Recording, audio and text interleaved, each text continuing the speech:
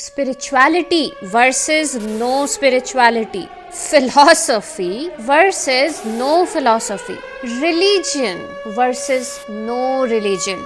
अब आप में से काफ़ी लोग मुझे पूछेंगे कि वेट मेघना, आज के इस टॉपिक में तो तुम अर्पित एक्सप्लेन्स की बात करने वाली हो ना, टाइटल में लिखा हुआ है अर्पित, तो फिर ये कहाँ से टॉपिक आ जा रहा है कि फिलॉसफी को हम माने कि नहीं माने, स्पिरिचुअलिटी को हम माने कि नहीं माने। तुम्हारी तो दिक्कत ये है ना कि अर्पित एक्सप्लेन्स जो हैं वो आचार्य प्रशांत के बारे में क्यों बोल रहे हैं या उनके खिलाफ क्यों वीडियो बना रहे हैं, उनको क्यों रोस्ट कर रहे हैं।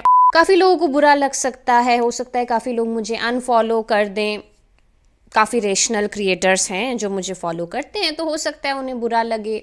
तो जितने भी लोग हैं जिनको ये कन्फ्यूजन है कि अर्पित एक्सप्लेन्स को एक्चुअली में दिक्कत आचार्य प्रशांत से है और बाकी फिलॉसफीज से तो कोई दिक्कत नहीं है। ओशो के तो बहुत बड़े भक्त हैं अर्पित जी खुद, और बुद्धा, गौतम बुद्धा तो बस आइडियली मानते हैं अर्पित जी बिल्कुल गौतम बुद्धा को, पीछे गौतम बुद्धा की मूर्ति एकदम स्थापित करके रखते हैं। और वैसे तो वीगन डाइट से भी उनको कोई दिक्कत थी नहीं, बड़े इम्प्रेस हो गए थे वो वीगन डाइट से। Then I watched the documentary and it impressed me so much. And I say it's not taking much from me. I can become completely vegan, and I did so. लेकिन हाय राम, इतने जल्दी उनकी ये दया करुणा भावना whatever वो बिल्कुल मिट्टी में मिल गई कि एक फीवर से वेगनिज्म को त्याग दिया, कोई ऑल्टरनेटिव ऑप्शन भी नहीं सोचा। After that, I fall ill. I got viral fever hit me, and it took so long time to recover. Okay. And it's almost 15 to 20 days. Took so long time to recover. अरे mummy रे, अरे नहीं भाई। But खैर ठीक है, उनकी personal बात है। बाप रे। अब उनको नहीं थी एनिमल्स के प्रति कोई करुणा वरुणा, वो बता दिया उन्होंने, बस एक फीवर और सारी एनिमल्स के प्रति करुणा जो है हवा हो गई। वैसे मैं पहले ही बता दूं कि अद्वैत ने या नॉन डुअलिटी ने कोई वीगनिज्म का ठेका नहीं लेके रखा हुआ है, ठीक है। तो वो जितने भी लोग हैं जो अद्वैत या नॉन डुअलिटी को बस इसलिए ठुकरा देते हैं कि भाई बाकी सब तो ठीक है लेकिन हम वीगन नहीं बन पाएंगे, तो मैं उनको पहले ही बता दूं कि नॉन डुअलिटी जो है वो तथ्यों के साथ डील करती है, प्रेजेंट मोमेंट के, इसीलिए वो वीगनिज्म को सपोर्ट करती है। क्योंकि तथ्य ये कहते हैं, फैक्ट्स ये कहते हैं कि इतने लेवल में एनिमल क्रुएल्टी हो रही है, दुर्दशा हो रही है एनिमल्स की, इसीलिए सपोर्ट करता है, क्योंकि वो तथ्यों को रिस्पेक्ट करता है। लेकिन उसका मतलब ये नहीं है कि आप पूरी नॉन डुअलिटी को बस इसीलिए ठुकरा देंगे। तो काफी लोगों को यहाँ पे लगता है कि अर्पित जो हैं वो आचार्य प्रशांत से खुन्नस खा के बैठे हुए हैं, इसीलिए वो फिलॉसफी को नकारते हैं। लेकिन wait, let me tell you the reality, ऐसा कुछ नहीं है भाई। दिक्कत उन्हें आचार्य प्रशांत से नहीं है या आचार्य प्रशांत से रिलेटेड अद्वैत फिलॉसफी या नॉन डुअलिटी से नहीं है ना, दिक्कत उन्हें है, लेकिन दिक्कत उन्हें ओशो, बुद्धा, फिलोसोफर्स या आचार्य प्रशांत की बातों से नहीं है, दिक्कत उन्हें है रिलीजन से, दिक्कत उन्हें है स्पिरिचुअलिटी से। तो ऑब्वियसली बात फिर पर्सनल तो हो ही जाएगी, और क्योंकि रिलीजन के कॉन्सेप्ट से दिक्कत है तो इसीलिए फिर रिलीजन के बेस में क्या आता है, दर्शन, फिलॉसफी। तो भाई फिलॉसफी से भी फिर उनको दिक्कत है कि फिलॉसफी भी फिर बेकार है। दिक्कत ये है ही नहीं कि किसी फिलोसोफर ने क्या बोला नहीं बोला, दिक्कत ये है कि कॉन्शियसनेस की न्यूट्रल स्टेट जब साइकोलॉजी ने बता दी, जब वेस्टर्न साइकोलॉजी ने बता दी कि भाई कॉन्शियसनेस की न्यूट्रल स्टेट ही हो सकती है, या तो नेगेटिव स्टेट पॉसिबल है या तो न्यूट्रल, तो ये कहाँ से आ जा रहे हैं फिलोसोफर्स ये बताने कि भाई मेडिटेशन भी पॉसिबल हो सकता है, कि एक पॉजिटिव स्टेट ऑफ कॉन्शियसनेस भी पॉसिबल हो सकती है। तो ओशो हो या गौतम बुद्धा हो, इनकी फिलॉसफीज को वो एक टाइम तक तो भले ही एक्सेप्ट कर लेंगे, जैसा कि उन्होंने इस वीडियो में कहा था कि भाई कोर फिलॉसफी एक्सेप्ट कर लो। अगर ये कोर कॉन्सेप्ट है ना, जो किसी का, जो किसी भी जो अध्यात्म जिसको हम कह सकते हैं या फिलॉसफी कह लो उस चीज को, उसमें से जो कोर मैसेज है वो पकड़ना है, और उसको फिर सुना के दूसरों को फ्लॉन्ट भी कर देंगे। हम भी लगातार ऐसी चीजें करते ही रहते हैं बिना जाने समझे, बेहोशी में, बिना होश में, जो कि हमारे जीवन में दुख पैदा करती रहती है। इन्हीं चीजों को समझना है, क्योंकि हमारे जीवन में दुख पैदा करती रहती है।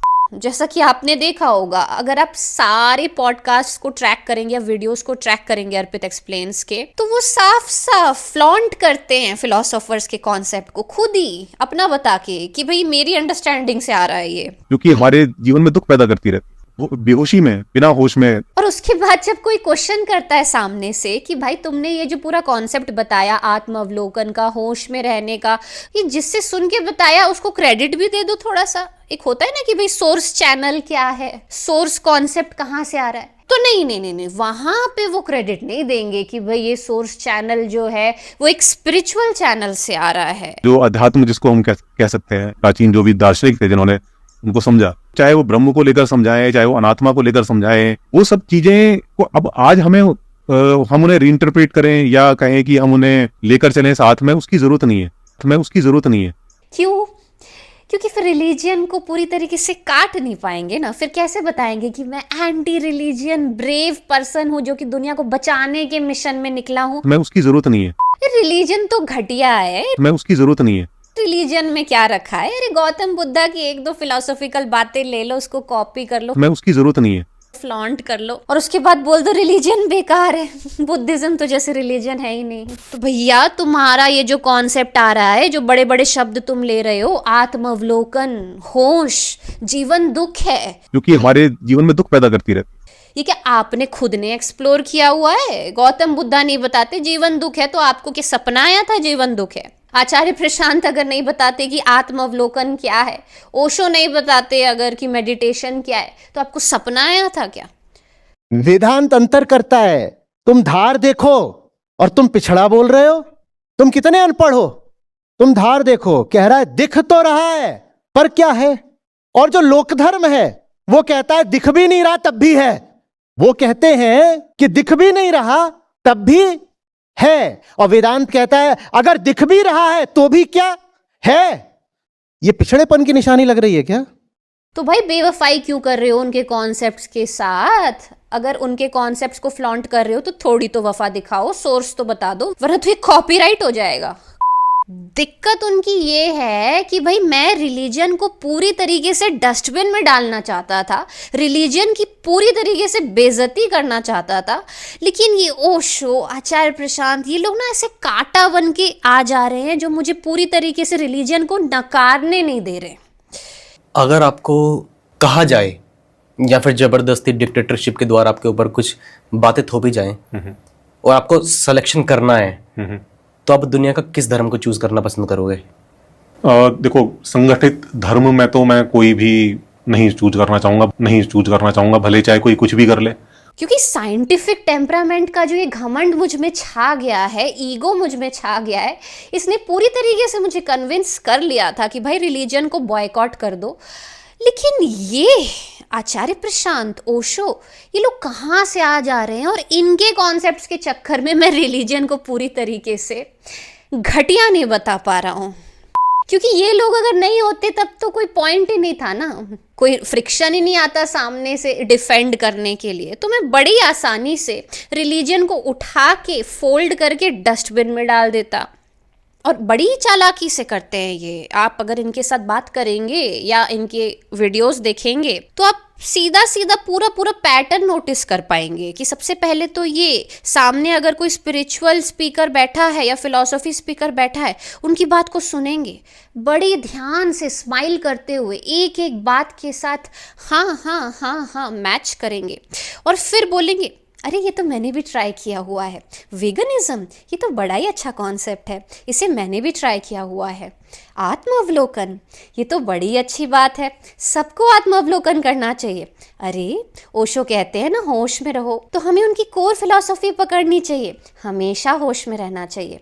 और फिर जैसी मौका मिलेगा कि भाई अब तो ठीक है, अब तो अलाइनमेंट हो गई, अब मेरा पॉइंट है, अब मैं हीरो बनूंगा, वैसी सीधा बेइज्जती कर देंगे सारी फिलॉसफी की कि भाई ये तो घटिया चीज़ थी, और बोलेंगे कि क्या ज़रूरत है ये सारी चीज़ों को हमें मॉडर्न टाइम में एक्सेप्ट करने की, कोर फिलॉसफी पकड़ो। मॉडर्न जो लोग होते हैं वो थोड़ी ना चेतना को ऊपर उठाने की बात करते हैं। और अगर आप इनसे पूछेंगे कि भैया 2 मिनट पहले आप ही बात कर रहे थे कि कॉन्शियसनेस को जो है ऑब्जर्व करना चाहिए, तो ये कहेंगे कि अरे हाँ तो कोर फिलॉसफी तो कॉपी कर ली ना, अब जो ऑथर है, जो स्पीकर है, उसको क्रेडिट देने की क्या ज़रूरत है।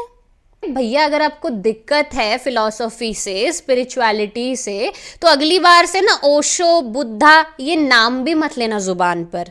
आत्मावलोकन जो शब्द है ना, इसका नाम भी मत लेना जुबान पर, क्योंकि ये तो आपने कॉपी किया हुआ है किसी फिलोसोफर से। भूल जाइए बुद्धा को। फ्लॉन्ट क्यों कर रहे हैं बुद्धा के कॉन्सेप्ट कि हाँ मेरे को भी पसंद है, मेरे को भी पसंद है, लेकिन रिलीजन बेकार है भाई। मतलब वो होता है ना कि छुपाया भी नहीं जाता, जताया भी नहीं जाता, या तो छुपा लो या तो जता लो। ये कैसी बेवफाई है कि कॉन्सेप्ट से जो है प्रेम लीला भी कर ली, रास लीला भी कर ली, और उसके बाद जब कमिटमेंट की बारी आई या रिस्पेक्ट, टोकन ऑफ रिस्पेक्ट दिखाने की बारी आई, तब बड़ी ही आसानी से बेवफाई कर ली और पूरे कॉन्सेप्ट को अपना बना लिया। बहुत सही, बहुत सही, बहुत सही। So that was it for this video guys. I know कि इस वीडियो के थ्रू हो सकता है काफ़ी लोगों को बुरा लगे of the kind of language I used, may be उनको लगे कि ये disrespectful था, लेकिन भाई साहब रोस्ट का फॉर्मेट ऐसा ही होता है, क्या करें अब, ऐसा ही होता है जी। बाकी एनीवेज वीडियो यहाँ तक देखी है और पसंद आई है तो चैनल को सब्सक्राइब करके ज़रूर जाइएगा, और अगर आप नॉन डुअलिटी को और गहराई से समझना चाहते हैं तो चैनल मेंबरशिप भी ज़रूर लीजिएगा। मिलते हैं ऐसी किसी एक और वीडियो में। Till then take care of yourself.